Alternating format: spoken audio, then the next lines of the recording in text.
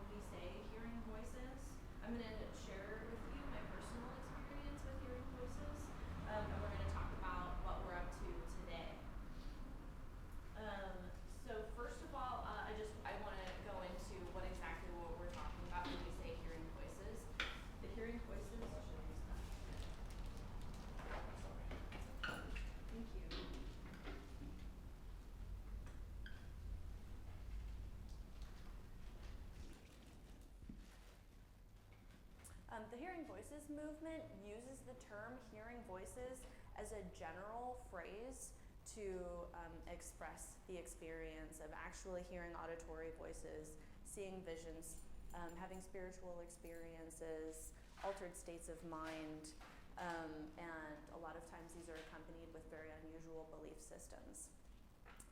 There are many different ways of hearing. Not everybody experiences these as auditory. Sometimes people can hear with their bodies or their eyes. Is anybody here familiar with synesthesia?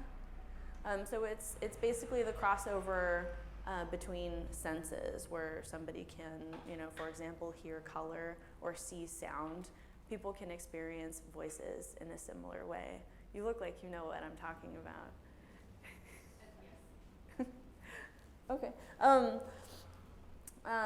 A lot of times the voices or the visions will have various types of relationships with each other. Like I said, a lot of our belief systems can influence and be influenced by the things that we experience as far as our sensations are concerned.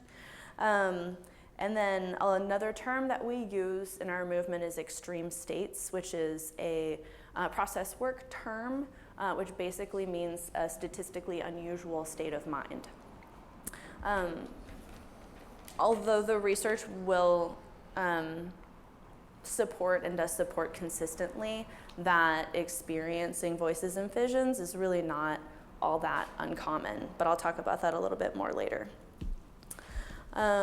So I'll go a little bit into my story, and one of the reasons that I do this is because it's the sort of thing that isn't spoken out loud very often. And I found out quite a bit after having this experience how usual and how normal it is to have something like this. And the fact that I felt so afraid to speak of it was probably one of the reasons that I had problems as a younger person. And so I would like to see that change in our community. So I started hearing my voice when I was 17 years old. I was at a birthday party with a friend of mine who had a birthday around the same time as I did. And, you know, we were just being teenagers. I think we were drinking beer and smoking pot, and I had received a gift from a friend of mine, and I was very, very excited about it. And in my state, I felt a being enter into the room and speak to me. Now, in my situation, I've never heard unexplained voices with my ears before. Like, I've never experienced as an auditory experience. A lot of people do. I felt it in my body, but the best way that I could use to describe it was to say that it was a voice, because it was a definite consciousness that I experienced that was communicating something to me. It was a very terrifying experience for me. I had been raised to believe that the Christian philosophy was, you know, basically the way that things were. And in my understanding of that philosophy, I wasn't not behaving like a good Christian person ought to. And so I felt that I was being reprimanded by this voice. It was very punitive in nature. And so I think the combination of experiencing something that I didn't previously understand to be possible and experiencing something that was punitive in nature is something that can be pretty overwhelming for a lot of people. And I thought that it was possible that humans weren't meant to actually have this experience, and it might kill me. I was worried that I would have a heart attack. And so I found a little corner of this party that I was in, and I laid down and I regulated my breathing, and I did that all night long until the morning came, and I realized that I wasn't going to die. At that point, I continued about my life. I worked, I went to school, but everything had changed. My point of view had changed, my perspective had changed.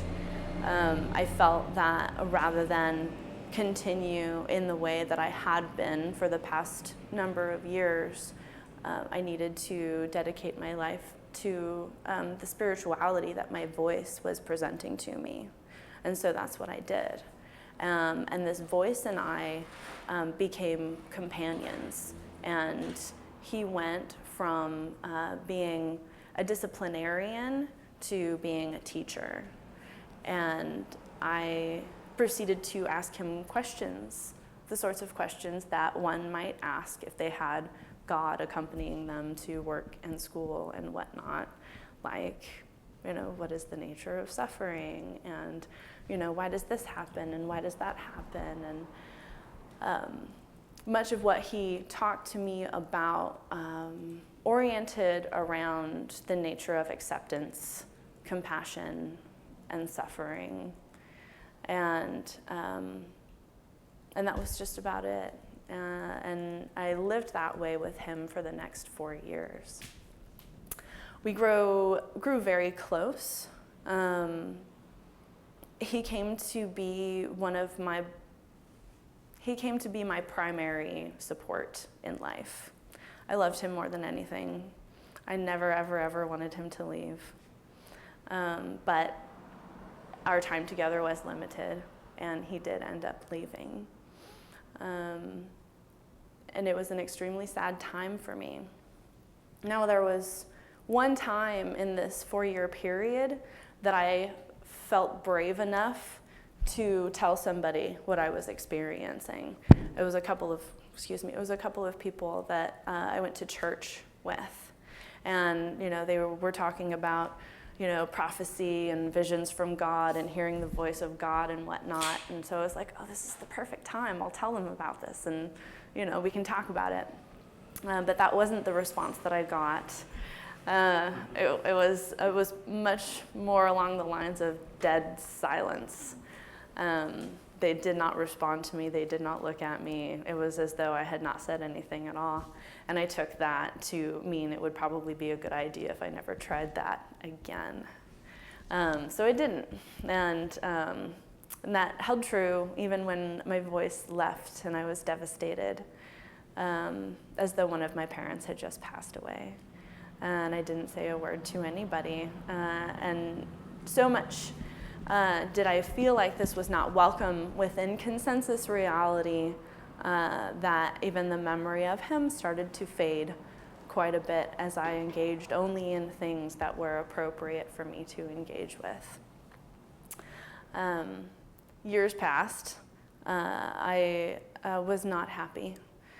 I engaged in abusive relationships. I drank like a fish. But one of the things that I did was I danced like about 6 nights a week. I would go out dancing and I would drink and dance until I was just dripping sweat and So I think that was one of the ways that I ended up working through that energy a little bit.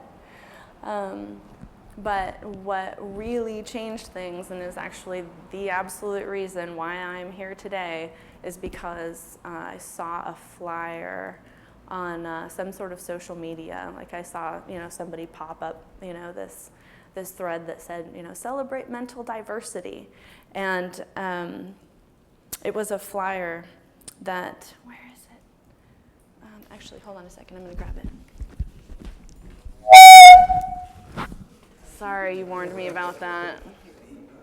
Can I? Okay. Okay. Sorry. So it was this one, actually. So it says, Portland Hearing Voices embrace mental diversity. Voices in Extreme States support group. I was always into discussion group more, but whatever. It says, how can we live with and recover from extreme states of consciousness and madness? What do these experiences mean to you? Are there positive, creative, and spiritual sides to bipolar, schizophrenia, and psychosis? So I think the way that this was phrased felt very dignified to me. This isn't the sort of thing that I ever would have brought to a mental health professional as much as I would have loved to talk to somebody about it, because I didn't view what I was experiencing or what I had experienced as any kind of mental illness. It was a spiritual experience to me. So I needed that kind of respect, to support the context, that I had for it and the meaning that it had for me. Mind you, like I said, the church didn't provide me with that sort of support through no fault of their own, but this did feel like something that I could do. So I went, and it was, even though I didn't speak, it was absolutely spectacular to just be in an environment where something like I had experienced was considered an acceptable human experience. And so that's really my voice hearing experience, like, story in a nutshell. There's quite a bit more to it, obviously, but I'm just going to move on really quick, and I'm going to talk about the Hearing Voices movement. The Hearing Voices movement started in the Netherlands in 1987 by a doctor. He was a social psychiatrist, Professor Marius Rome, and a patient of his who had been experiencing voices from the time that she was 8 years old. When she hit adolescence, her voices went from being kind and funny and childish to angry and violent and accusing. This was her introduction into the psychiatric system. Unfortunately, the plan that they came up for her wasn't helpful, and her condition declined. She found that the meds did not allow her to think anymore. She got depressed, suicidal, and it didn't have any impact on the voices that she had, just that how much she cared that she was experiencing them. Her psychiatrist, Dr. Marius Rome, actually did a few different things that ended up being good choices. He gave her a book called The Origins of Consciousness and the Breakdown of the Bicameral Mind, which is a theoretical concept about where voices come from, why people today still experience them, and it suggests that humanity in general experienced these things much more often before the development of written word. And now the people who still experience them are sort of the residual gene pool of those people. It's a really interesting theory, but I think the good thing about it was that this was validating to her. It was something other than, you have an illness, you need to take medication, you're never going to accomplish your dreams or be successful in life because of this. And I think that was very helpful for her. Another thing that he did was he started creating groups. He put the people who heard voices together so that they could talk. And I saw an interview that he gave and said a lot of times when she talked to him, he had no idea what on earth she was talking about, but he noticed that when he put voice hearers together, they got each other completely and they could just communicate normally. And he thought that was a pretty good thing. Another thing that they did was appear on a local television show and described the phenomenon that they were experiencing and asked people to phone in anonymously if they had had these experiences. They were expecting a few, but they ended up getting 500, 400 of whom had had these experiences themselves. And at that point, they started sending out questionnaires, and that's when the non-clinical research of these experiences started that we know of. I'm going to go into research a little bit. What they found out is basically that 1 out of 10 people has these experiences. It is very much a spectrum. Some people have them all the time. 80% of us will experience, a voice or a vision at some point in our lives. Most of the time it happens after the death of a loved one or in college. 2/3 of people who have these experiences have no need for mental health treatment or psychiatric intervention. There's a phenomenon called social kindling, where they figured out that people have these experiences in culturally appropriate ways. They find that people in the US tend to have more violent experiences with voices and visions.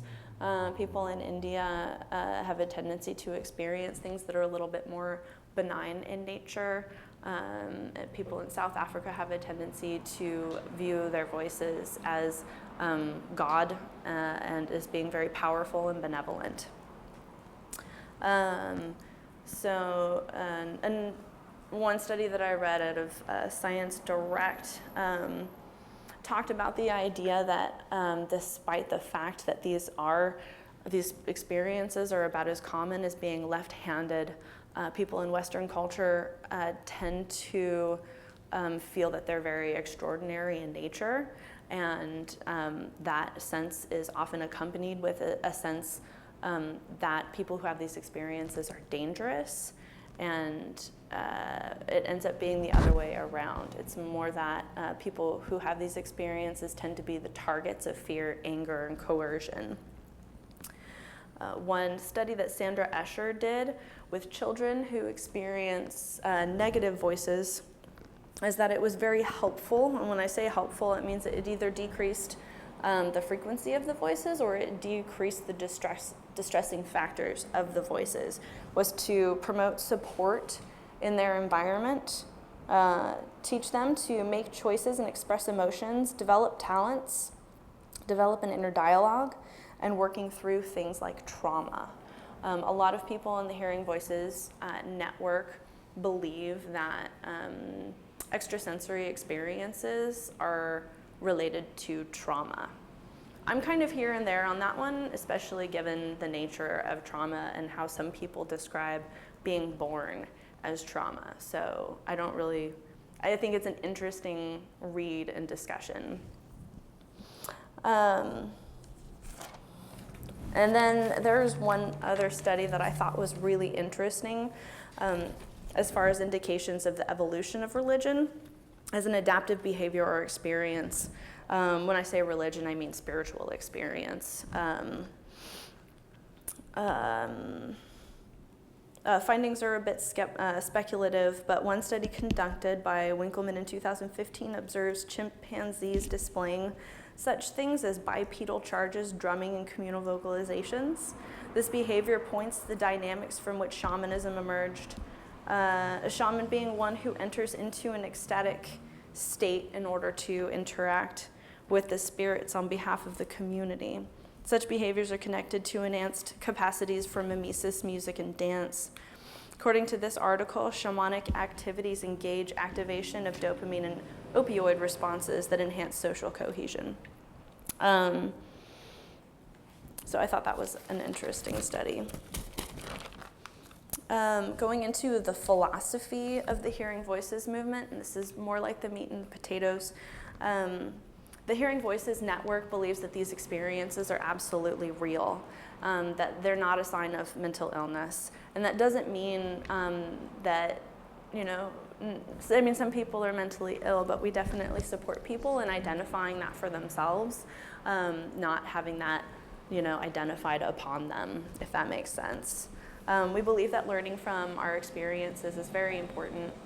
2/3 of voice hearers never seek psychiatric services. We don't place judgment on anybody's experiences. Hearing Voices Network groups create safe spaces in which to talk about voices. Each person is the expert of their own experience. Dialogue with our voices is encouraged. Our focus is on sharing stories. We're not a clinical group and we're not trying to fix anybody. And we encourage the use of ordinary common language. Pardon me.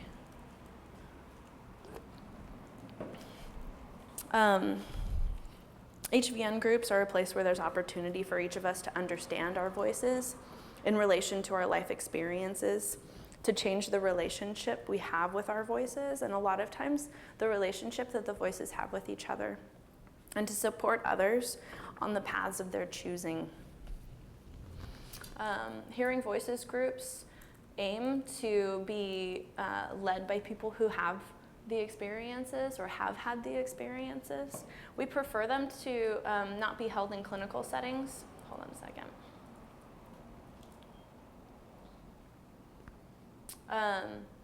And we definitely encourage an ethos of community and mutual support.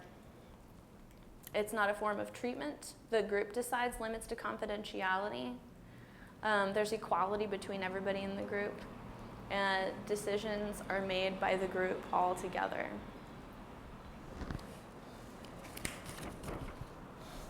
So what we're doing today is we're in about 26 countries now. We have our Congress in October, which is taking place in Paris. And then we're going to have the next Hearing Voices World Congress in the US in Boston in 2017. So that's very exciting. We also provide trainings for people who want to start their own Hearing Voices groups. We have a training where at least 1/3 of the participants are voice hearers or have some kind of lived experience. And then sometimes we have the opportunity to have trainings entirely for experiencers, which is kind of my favorite. The idea is to promote support within the community. So art community, religious community, wherever will have us basically. So that, you know, the mental health system isn't necessarily our sole support, if that makes sense. And that's about what I have for you tonight. I have lots of resources up here. I've got a bunch of books. I have harm reduction guides to coming off of psychiatric meds, and that's also good for people who want to go on to meds to just be aware and have, you know, sort of some information and some education regarding that. That's about it. I have cards up here if anybody wants to get a hold of me. Do you guys have any questions? Yeah. It just kind of struck me. So when you have these groups and stuff, have you encountered any?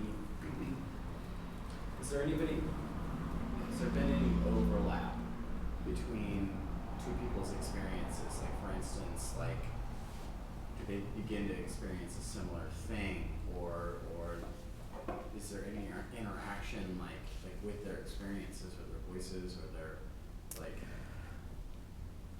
Not in the groups that I have facilitated. There's kind of like sometimes a sort of shared magic that takes place between people when they really have that sort of social cohesion going on. That's really spectacular. And I have heard stories about like what's going on over in Europe where people's voices very much interact with each other, and they have, you know, voice dialogue and some really super cool in-depth interactive stuff. So not in my experience, but it happens for sure. You.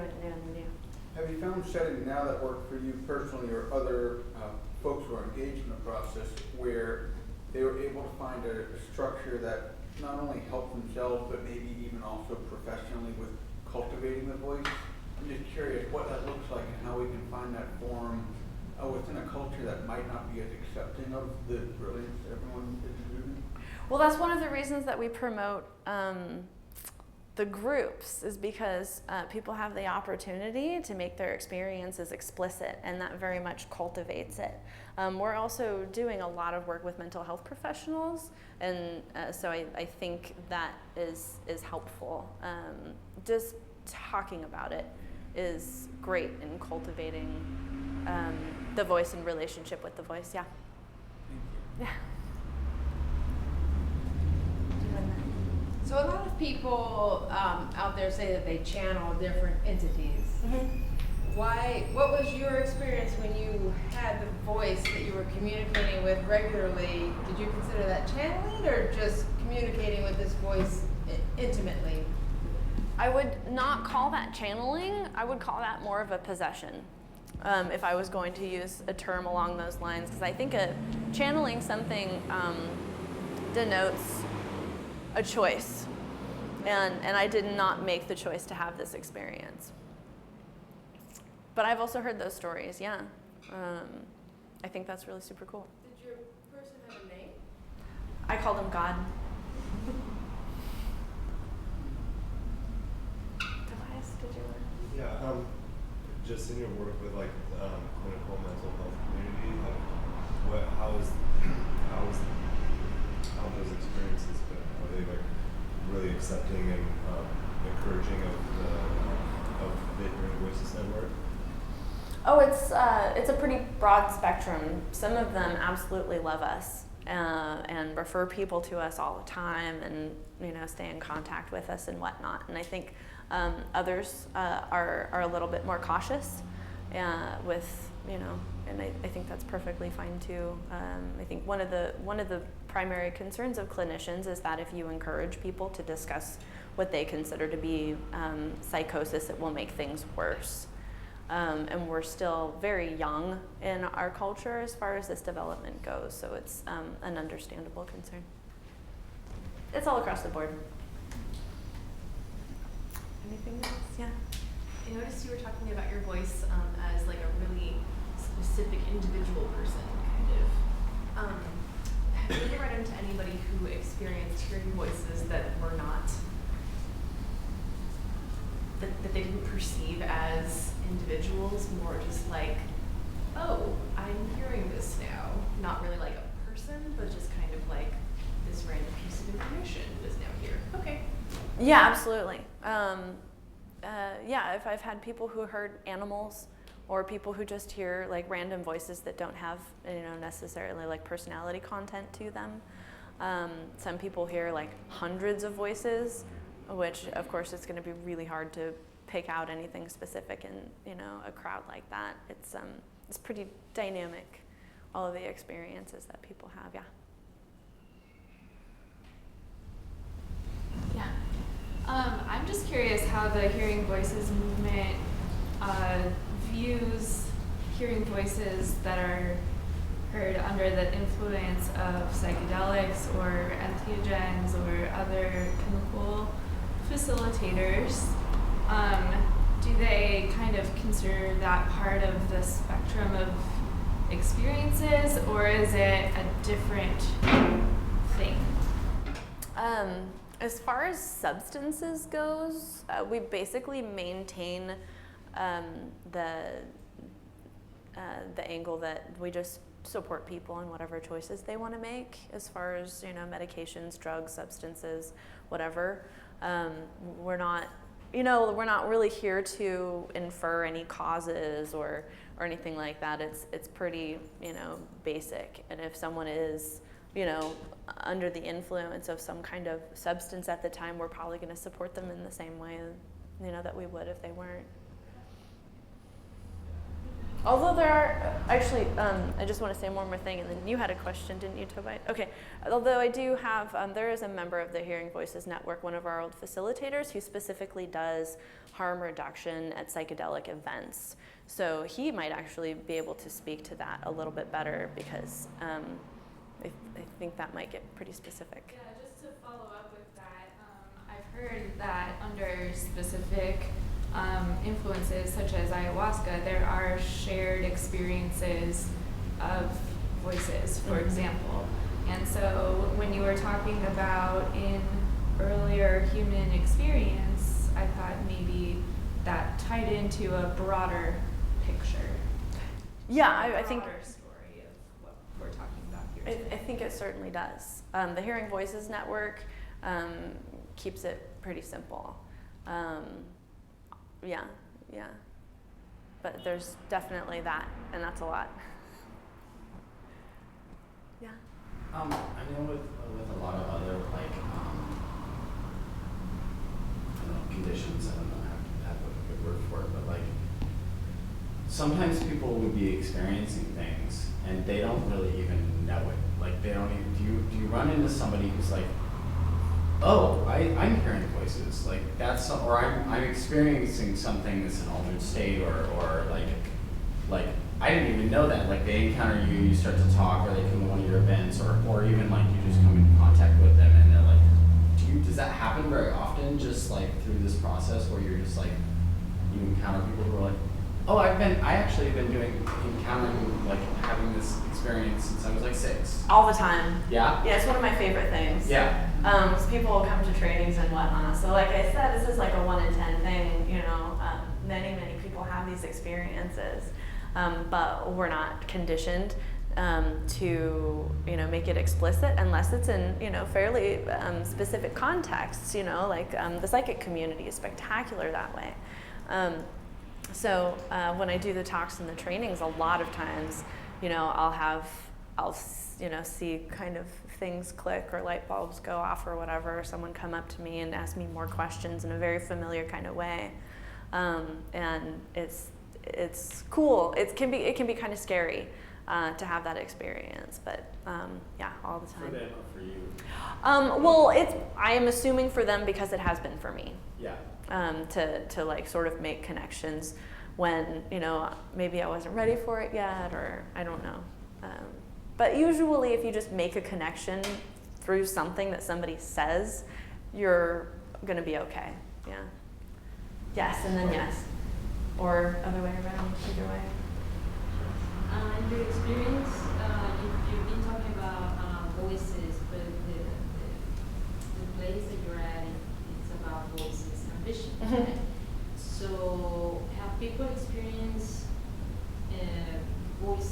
auditions at the same time, or do they take place separately, or there are different events, or how? Both and all of it. Yeah, sometimes people will have, like a vision that includes, an auditory aspect and a kinesthetic aspect, and sometimes they're isolated. Yeah. So it can happen. Yeah, it can happen in so many different ways. And so as you've been doing this, and as you've like immersed yourself in this, what surprised you that you like about it? Like you said that you like, this is one of your favorite aspects of it, or like one of your favorite things about doing this. Is there anything else that you just like surprised you that you didn't think about it? Well, it depends on at what point in the process you're talking about, but the first thing that comes to mind when you ask me that question is I didn't realize how much I would enjoy working in groups so much. So I've been, kind of studying psychology recreationally since I was like 14. I realized I was messed up and I probably should. So I was like, I'm going to be a therapist. And then when I started doing this, I was like, I don't want to be a therapist. I love working in groups. Like, groups is absolutely where it's at. And it's the coolest thing. And non-clinical groups, just like social groups. It's cool. That was, yeah. Beyond, you're speaking here, and I know you speak at other events. Are there other kind of actions of advocacy for the Hearing Voices Network that are happening?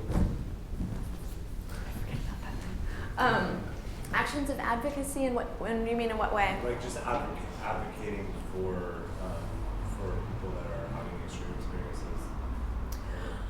Like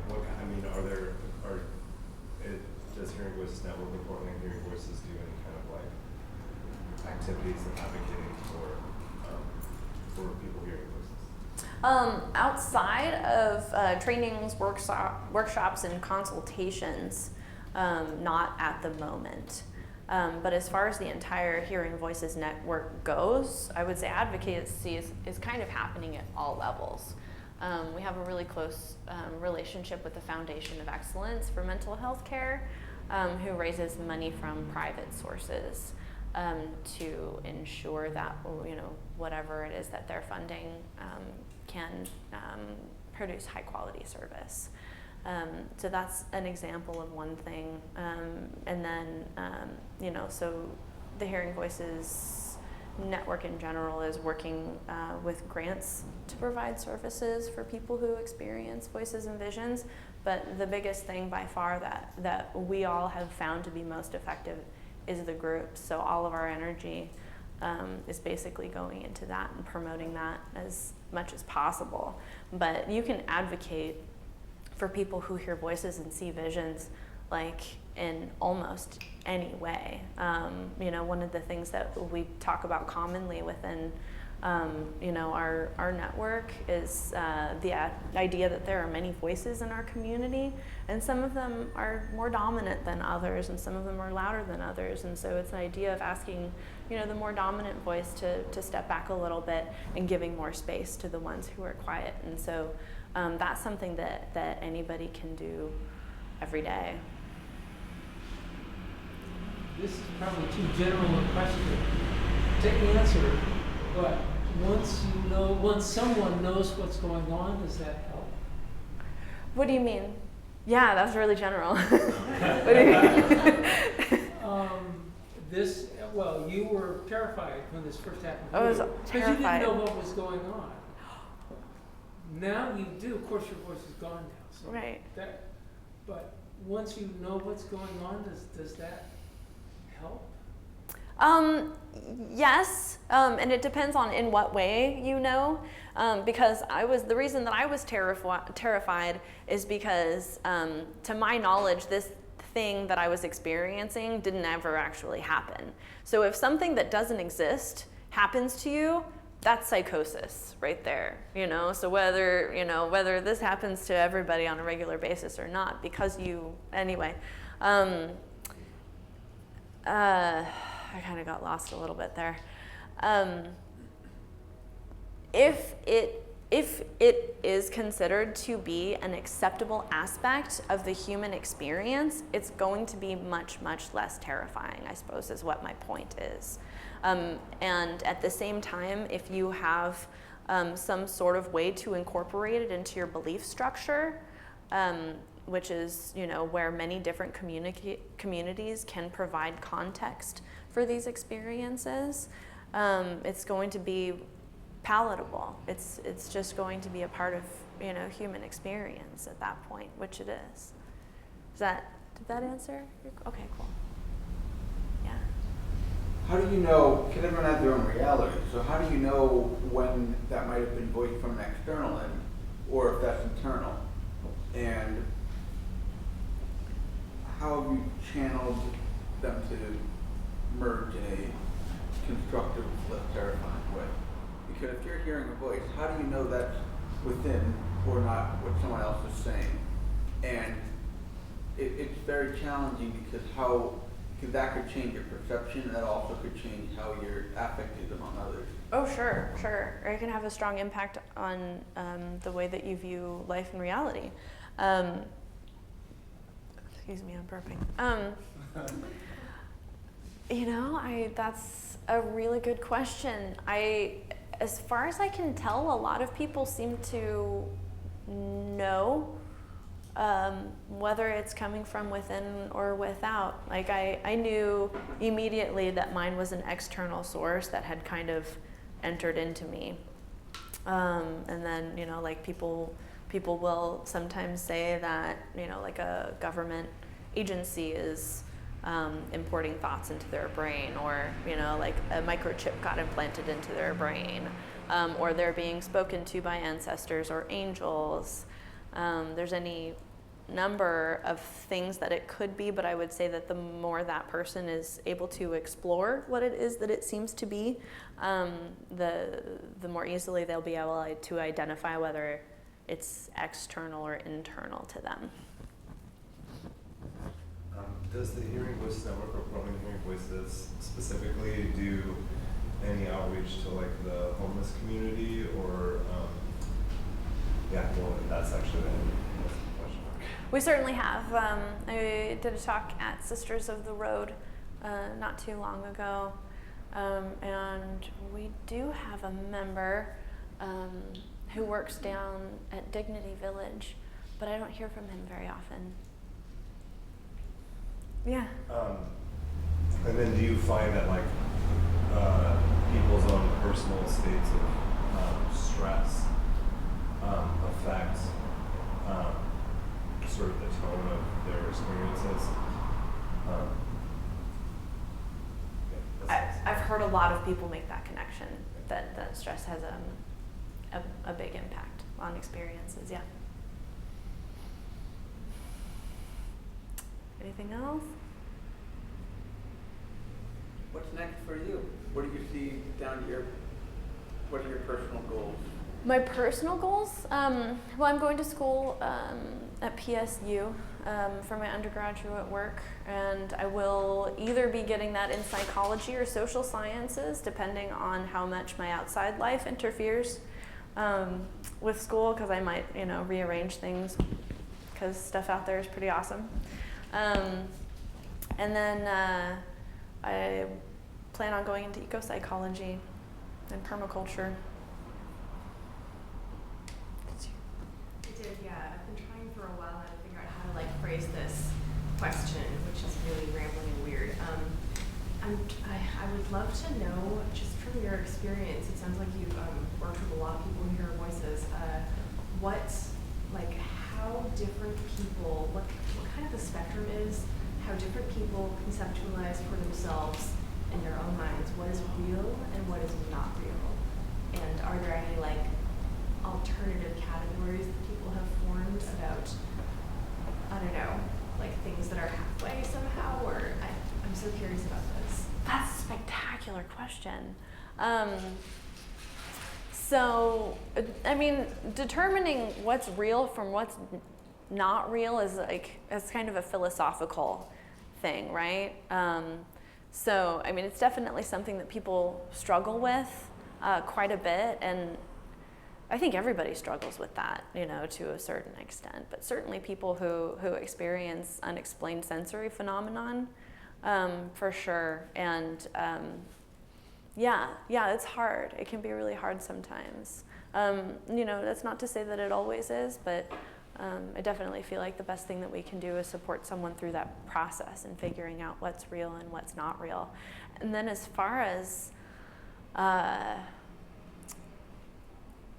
more of a spectrum, you know, instead of having, you know, what would you call that, like a binary reality kind of viewpoint, things that are in between. Oh, yeah, well, I mean, if you're talking about alternate realities and alternate, you know, dimensions and those sorts of things, that counts, doesn't it? Yeah, that's like not necessarily real or not real. I don't know. Yeah, It sounds like I was a good going to ask you to discussion. define real to help me understand your answer to the question. I don't have the authority on that. It's a preference. You might as well go for the preference, because either way you gotta live your life for you. Right. Well, some people say, you know, it's something that you can touch. But, you know, like, and that seems like a neuroscience question to me. And if you ask neuroscience, it says the things that you experience with your senses are mostly in your head, right? I noticed you haven't once used the word hallucination this whole time. I don't tend to use that word. Yeah. I don't tend to use psychosis. I use psychosis sometimes because it's like people will understand that, but I don't usually use words that insinuate, you know, whether it's true or false reality. Okay, are dreams real? I'm trying to help You want to know what I think? Are dreams real? I'm still after real. I think dreams are very real. Okay. Yes. Yeah. I think dreams are absolutely Okay, if dreams real. are real, then all of this stuff is real. I think it's all real. Yeah, It's all I real. do. Yeah. Yeah. Okay, if we allow dreams to be real, then, okay. Yeah, That we can helps allow me. that. That helps. I mean, if you This is create gonna your become a imagination, discussion. There's validation to that, because you've already done what you've done habitually to get here, so the question is, how do you convert that unknown? But anyway, that's a philosophy. Yeah. So do you think it would be possible for Western culture to shift sufficiently that people's experiences of it would be similar to what it is in India?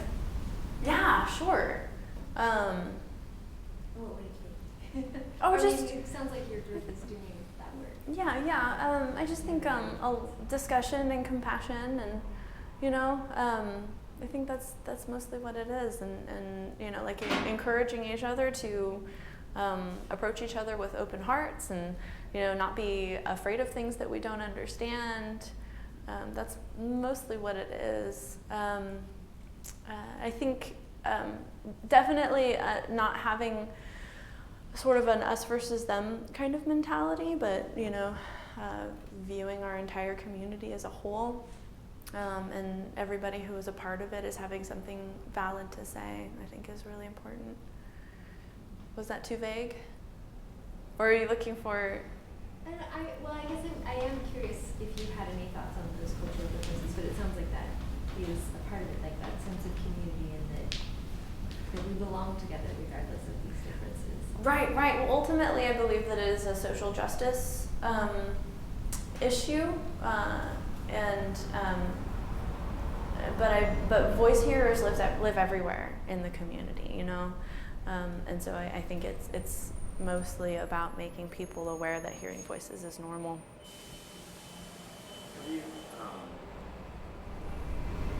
Have you found, like you say that they're everywhere, so I guess I'm just interested to know, and I've always kind of thought this, do you find that experience transcends, is fairly regular, there's not really one demographic, or there's one, if you're, a high-powered lawyer, or if you're white or black, or if it's just very kind of fairly widespread? From my understanding, yes, Yeah. it crosses socioeconomic barriers and racial barriers, and it's everywhere. It's just a human thing. Yeah.